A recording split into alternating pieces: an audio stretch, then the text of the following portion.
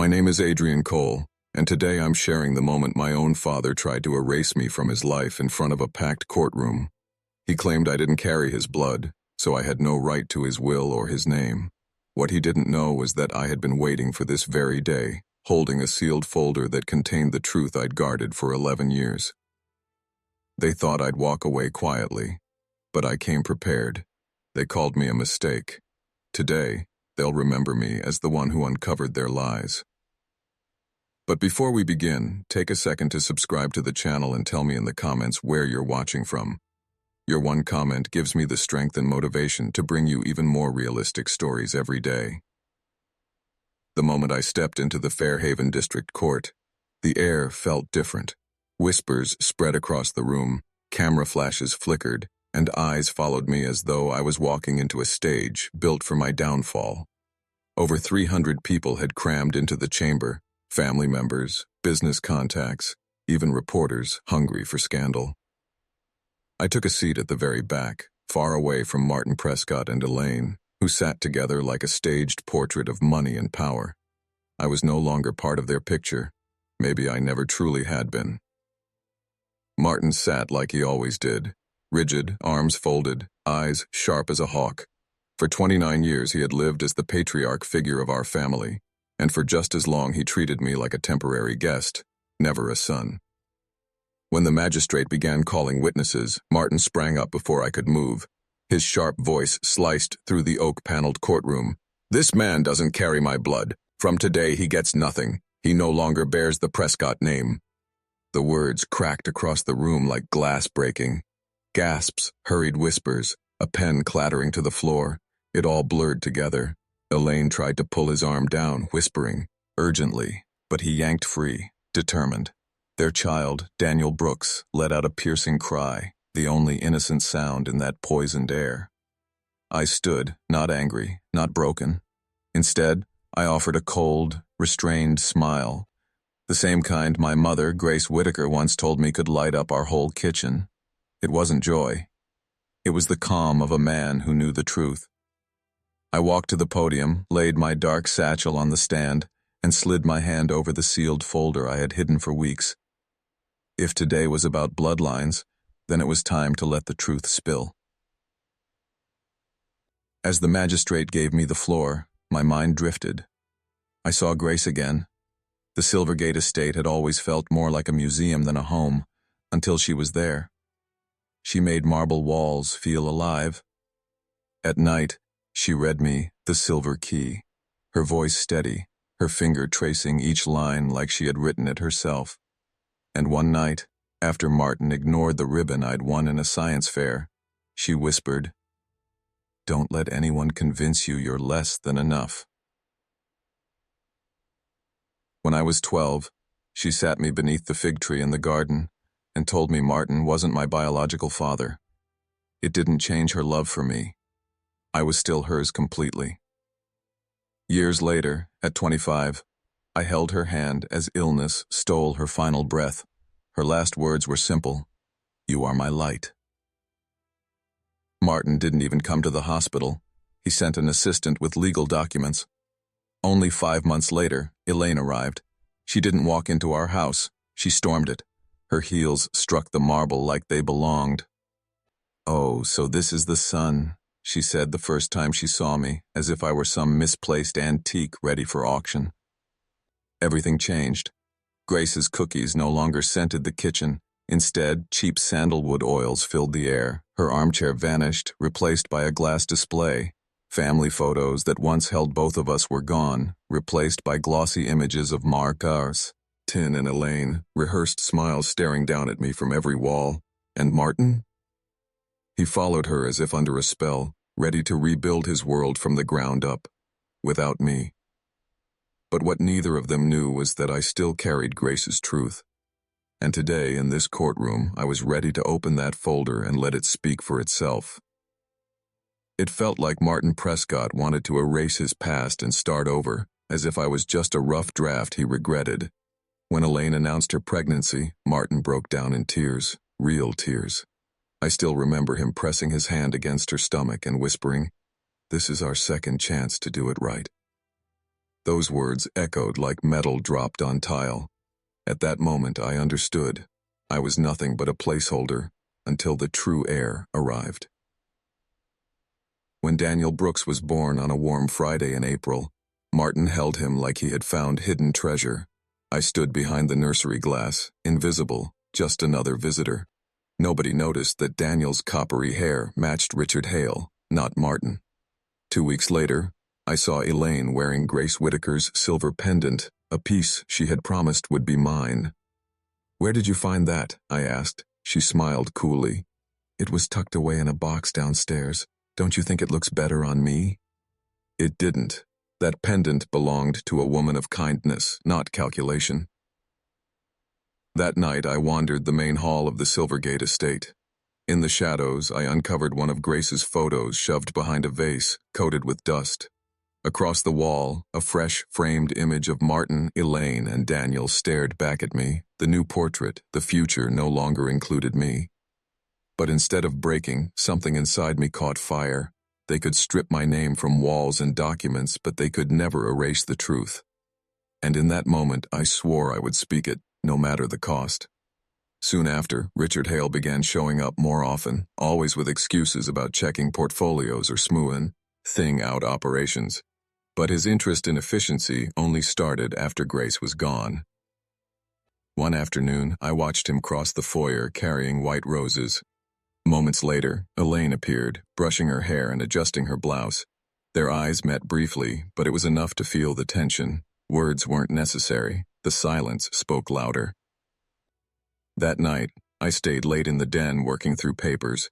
Around 1 a.m., I heard Elaine in the kitchen, her voice low and sharp over the phone. "Stop sending the stuffed bears. Martin may overlook it, but Adrian notices, and Daniel might be young, but Adrian isn't blind." The next morning, I hid a recorder in the smoke detector inside Martin's study. Then I dug deeper, hotel invoices, off-the-books transactions under the Prescott corporate account. A suite at Millstone Park Lodge, charges for premium French champagne, luxury suites, and even children's toys. The pieces were lining up, but I needed undeniable proof. When Martin's laptop crashed during an update, I copied the drive while fixing it. Among the recovered files was a deleted email forwarded by Elaine. "Let him leave on his own. Humiliate him publicly. It's cleaner when the decision looks mutual." 3 days before Grace's death, I searched Martin's office. Hidden above the fireplace was a tiny camera Grace had installed years ago after the safe was tampered with. Martin forgot it existed. She never did. Hours of footage later, I found it. Elaine and Richard together on the leather sofa, a blanket covering their bodies, Daniel asleep beside them. Elaine's head rested on Richard's chest. I copied the video onto a flash drive and hid it in an old copy of The Silver Key. That same night, I collected DNA samples, strands from Richard's brush, one from Martin's comb, and a trace from Daniel's pacifier. I mailed them to a private lab in Clearwater. No names, no questions. 5 days later, the results arrived. 99.9% match. Richard Hale was Daniel Brooks' biological father. I printed 2 copies, sealed them in folders marked Truth from Grace. For the first time in weeks, I locked my bedroom door and finally slept. Sitting at the dining table days later, the folder in my hand felt like a weapon.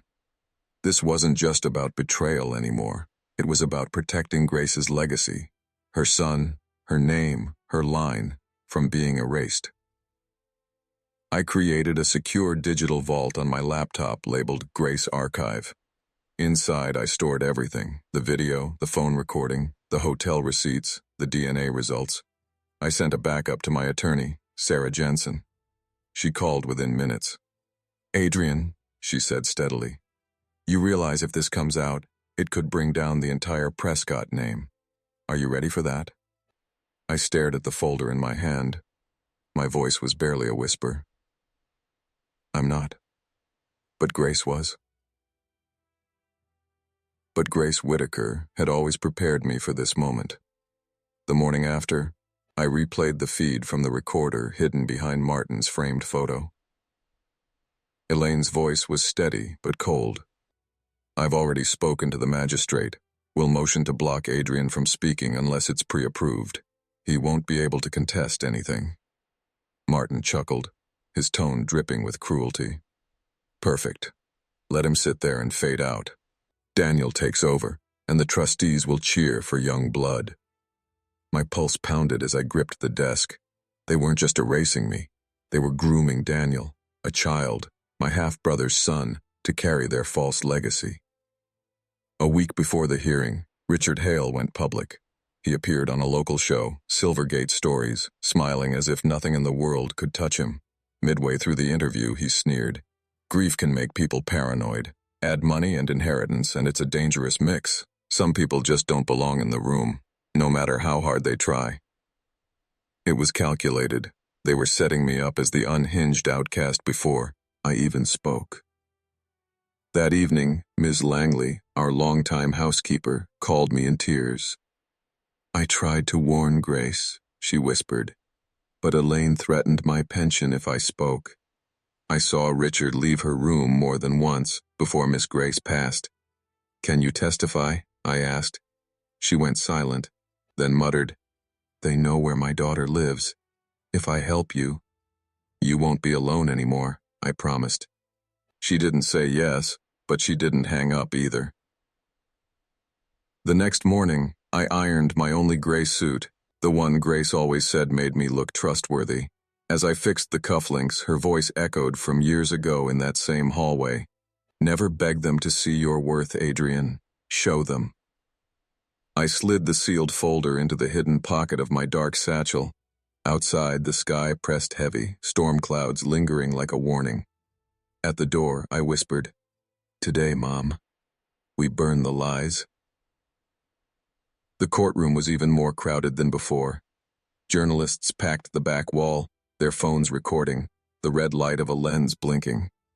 Elaine sat in a tight charcoal dress, her hand clamped on Daniel's shoulder as he fidgeted. 2 rows back, Richard glared into my spine. Martin entered last, posture rigid, expression carved from stone. He never once looked at me. When my name was called, his lawyer rose, but Martin cut him off, his sharp voice cut through the chamber. This man is not my son. As of today, I revoke all financial and legal ties. The silence was suffocating. Daniel whimpered. Elaine whispered frantically in Martin's ear, but he ignored her. For the first time, fear cracked her polished mask. The magistrate turned to me. Do you have a response? I stepped forward, folder in hand. Yes, Your Honor. I believe the court deserves full transparency. After brief murmurs, the magistrate allowed me to speak. Martin is correct, I began. I am not his biological son. Grace told me when I was 12. But she also said love is a choice, and she chose me. Martin has only ever chosen power. Gasps rippled through the room. I opened the folder. If this hearing is about the truth, then let's not hide any of it. I held up the DNA report. Daniel Brooks is not Martin's son. He is Richard Hale's. The results confirm it with 99.9% certainty. The room exploded. Elaine screamed, lunging forward. Lies! He's unstable, don't believe him! Richard shot to his feet and stormed out. Elaine grabbed Daniel, but her heel caught the carpet. She crashed in front of the gallery, gasping as she scrambled to her feet. I didn't move. I simply continued. I'm not here for vengeance. I'm here for the truth. Elaine betrayed you, Martin. Richard smiled as he drove a knife into your back, and that pendant on her hand? That was Grace's. If you don't find that insulting, then maybe you never truly loved her. Elaine yanked Daniel upright and fled, the heavy courtroom doors slamming shut. Martin slumped into his chair, visibly shaken. His marble mask finally cracked. I walked back to my bench, not victorious, just empty. The truth had finally been spoken, and there was no taking it back. 2 days later, the video spread online. A 37-second clip of me revealing the DNA test at the stand went viral across TikTok, X, and Reddit. The caption read, Forgotten heir shatters legacy with one folder. It hit 3 million views in a single day. Some hailed me as brave. Others called me bitter, obsessed. A podcast broke down my every word, painting me as a tragic character from a drama series. Supportive messages poured in. but so did threats. Anonymous emails told me to vanish, to disappear. The first blow came from NextCore Labs, where I had a financial advising contract. The email was short. We're terminating our agreement effective immediately to avoid public controversy. No call, no discussion. Martin's old warning echoed in my mind. Without me, you'll crumble. He hadn't meant it as advice. He meant it as a curse. And then Richard struck again. He appeared at a press conference, flanked by a new legal team in crisp gray suits, declaring my evidence fabricated. Cameras flashed as he said, "These claims are defamatory and based on manipulated files. We will pursue all legal remedies." He painted me as a delusional man trying to rewrite history. "Technology can falsify anything," he added, tapping the DNA results in his hand. The Prescott circle closed ranks. Cousins, distant relatives, old allies, they all lined up behind Martin and Richard. And just like that, I was no longer family. I was the enemy. My cousins, the same ones who once raised glasses at my graduation, now filled social media with long defenses of Martin Prescott and Richard Hale. He was always different, one wrote. He never fit in, always bitter. Now he's tearing down the family legacy out of spite. They didn't mourn my absence. They rewrote it. I sat in my tiny apartment in Fairhaven, the kind you rent when you're waiting for life to start, but it never does. 5 months left on the lease. I opened my laptop and began typing a short note to Martin. "I never meant to hurt you. Maybe someday you'll understand." But I didn't send it. Instead, I pressed play on an old audio file. Grace Whitaker's voice filled the room, steady, warm, reading from the Silver Key, her favorite story. "You don't really know your strength until truth is the only thing left to hold on to." I let her words echo in the silence. That evening, an envelope slid under my door. No return address, just my name in crooked ink. My breath caught as I tore it open. Inside was a faded photograph, me and Grace in the kitchen, flour smudged on our cheeks, her hand resting over mine as we rolled dough. A moment of joy, stolen by someone watching through the window. On the back, 5 words scrawled. "She'd be ashamed of you." My lungs locked. I knew that handwriting. I pulled old contracts and HR files from my archives. Elaine Prescott's signature on a decade-old non-disclosure matched the slanted script. The fingerprint smudge on that form was identical to the one pressed into the envelope flap. Not proof in court, but enough for me. Elaine was still watching.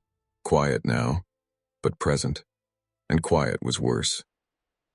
I tried calling Ms. Langley, the housekeeper who'd risked too much already. Her phone was disconnected. When I drove to her neighborhood, her apartment was empty. A neighbor leaned over the fence and whispered, "They told her to leave. Something about the Prescotts. That's all anyone knows." They weren't just scrubbing me out. They were erasing anyone who remembered the truth. That night, Naomi Carter appeared at my door. She scanned my small kitchen as though she expected microphones hidden in the walls. "If you wait any longer," she warned, "they'll twist the story. You'll become the bitter son who clung to a ghost." "I have evidence," I argued. "They can't twist that."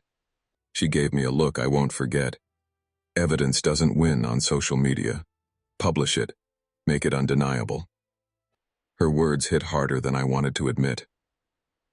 So I drove downtown to the offices of the Riverbend Gazette. The lobby was dim, the guard half asleep.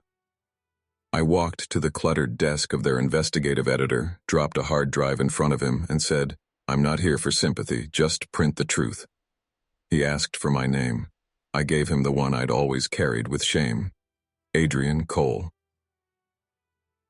2 mornings later, the paper hit the stands. The headline screamed across the front page, "Scandal in Silvergate Estate, the Prescotts exposed." It was brutal. Screenshots of texts between Elaine and Richard, scheming how they'd split Martin's estate once Grace was gone. Receipts from Millstone Park Lodge, dated the same week Richard claimed to be at a conference. Security footage showing him clutching Elaine's waist in the Prescott kitchen. Daniel's stuffed bear sitting on the counter behind them. And worst of all, the audio. Elaine's voice, calm, undeniable. Richard's father will arrive tomorrow. We'll have to tell Daniel the truth eventually. The internet erupted. Justice for Adrian trended for days. Local news aired exposés of Richard's past lawsuits, his quiet manipulation of Grace's estate. Even national outlets picked it up, dubbing it the Prescott scandal. By Monday, Richard's startup had lost 3 major investors. Sarah Jensen forwarded me the court's ruling. His countersuit dismissed, my evidence verified by independent analysts. In 1 week, his empire collapsed. Elaine vanished offline, stripped from social clubs like the Ocean View Terrace Club. Her accounts were frozen under asset disputes. A distant cousin of Grace's even filed a legal claim for the silver pendant Elaine had paraded as her own. And me? I didn't feel triumphant, just quiet. Then came the final message, a text from an unknown number. You got what you wanted, but Daniel has no father now. Congratulations. I stared at the screen, then replied with a photo. Grace in the kitchen, laughing, flour across her cheek. I wrote, Daniel will grow up knowing the truth. That's the best gift I can give him. A month later, a friend from Riverbend sent me a blurry photo. Martin Prescott, unshaven, hollow-eyed, standing outside a rundown motel. His company's stock had tanked. The trustees had voted him out. No press release, no statement, just a handwritten letter delivered in careful script. I failed you as a father. The letter from Martin Prescott was short. I see it now. If you ever decide I'm worth anything, maybe you'll let me be a friend. I kept it without knowing why. That afternoon, I stopped by the offices of the Riverbend Gazette. The editor handed me a print copy of the feature that had shaken the city. On the wall behind him hung the enlarged photo of Grace Whitaker, smiling as if the storm had never touched her. I did it, Mom, I whispered under my breath. The truth finally broke free, and maybe it saved me as much as it saved your name. A month later, the frenzy died down. The headlines moved on, the courtrooms emptied, and I wasn't the firecracker anymore. My name still drifted across the internet, tied to words like justice, fabricated family, forgotten heir. Back in Fairhaven, I lived quietly in a modest apartment. The walls were thin, the carpet worn, but for the first time in years, there were no raised voices, no cold stares. Peace felt strange, like I was surviving, not living. Then another envelope arrived. The handwriting was jagged, the words uneven. Everything I built, my marriage, my name, even my pride, has collapsed. Maybe I needed it too.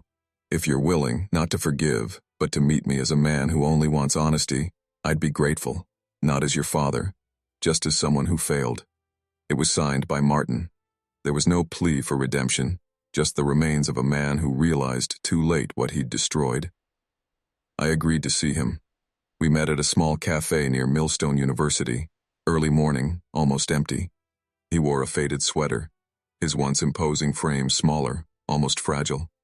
Across the table, he slid a small box toward me. Inside were photographs, me and Grace in sunlit moments, library runs, mismatched smiles. His voice cracked as he said, "She fought me to keep these. I never understood why. Now I do." We didn't revisit the past. We didn't discuss the future. We just drank coffee in silence. And for once, that was enough. A week later, the court announced its ruling. Elaine Prescott lost custody of Daniel Brooks. DNA confirmed Richard as the father, but neither Richard nor Elaine were deemed fit. Daniel was placed with a distant relative of Grace's, Celeste, a retired librarian in Flagstaff. Her small home had a wildflower garden and a dog named Waffles. When I visited, Daniel seemed safe, calmer than I'd ever seen him. I didn't fight for custody. I knew what children needed, and I knew what I still couldn't give. Instead, I put my energy elsewhere. Using part of the settlement, I founded the Grace Whitaker Fund, a scholarship for orphans in Montana pursuing studies in literature or data science. At the launch, I stood before students, social workers, and friends. Family isn't built by blood, I said. It's built by choice. Grace chose me, and today, I choose you. Not long after, I purchased a neglected lot in Fairhaven, the very patch of land Grace once dreamed of turning into a bookshop. I planted a sign into the dirt, "Coming soon, Grace's Library." Rain fell softly as I stood there, soaked in memory. For the first time in years, my heart was still. Weeks later, another letter arrived, this one in neat cursive, signed by Clara Morton, an old college friend of Grace's. She wrote that Grace had once confided about a hidden journal tucked beneath a stairboard at the Silvergate estate. If someone finds it, she told me, they're ready to know what's inside. The next morning, I drove out. The estate stood abandoned, paint peeling, gardens surrendered to weeds. Inside, I found the old reading nook where Grace once spent her afternoons. The third stair creaked, and beneath it I discovered a tin box wrapped in worn blue cloth. The journal smelled faintly of lavender. Its final pages broke me. Grace wrote about her last year, her fear, her loneliness, and her certainty about Elaine and Richard's betrayal. I knew long before it surfaced, but I chose silence. I wanted to give you one final year of peace, however fragile. Then came the line that shattered me. My son doesn't carry my blood, but he carries my heart. Vague. That's enough to make me smile as I watched the sun for the last time. At the back of the journal, a sealed letter addressed to Martin. A confession. She had known everything. Her silence wasn't weakness, it was love, stretched too thin until it broke. I sat on the hardwood floor, tears streaming, grieving not betrayal, but the unbearable truth of a woman who gave too much to a house that grew too cold. That night, I placed the journal on my shelf, right between the silver key and the ledger of the Grace Whittaker Fund. The truth was no longer a weapon. It was a torch. When Grace's library finally opened, children gathered on a hand-woven rug as sunlight streamed through tall windows. I read aloud the same stories Grace once read to me during storms. Her photo hung above us, eyes glittering with something eternal. For the first time in my life, I wasn't surviving. I was home.